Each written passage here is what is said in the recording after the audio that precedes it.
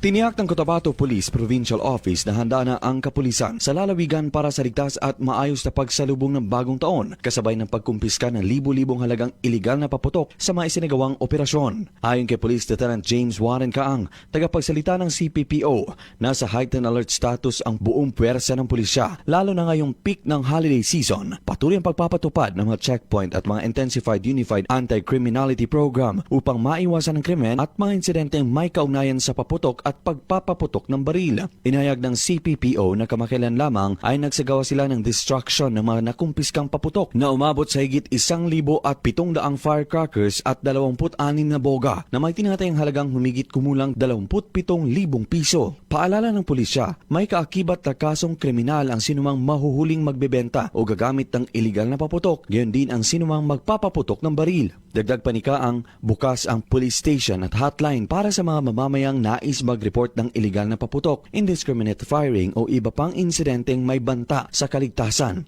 Nakahanda rin umano ang kapulisan na tumulong sa mga pangangailangan ng publiko sa buong panahon ng selebrasyon. Sa kabila ng masiglang pagsalubong ng bagong taon, muling nanawagan ng pulisya sa publiko na unahin ang kaligtasan at pagsunod sa batas upang ang pagdiriwang ay maging mapayapa at ligtas para sa lahat, lalo na ang mga nagmamay-ari ng mga motor na madalas pinapaingay sa pagsalubong ng hating gabi ng bagong taon kung saan madalas din ang aksidente. Ang kining mga ingon-ani nga klaseng butang, dili ka na para sa kaayuhan sa atong kapulisan or kasundaluhan. Para pod ka na sa kaayuhan atong tanan, ngaron magmalipayon, malinawon o maayo, aksay ang pagsugat nato sa atuang bagong tuig.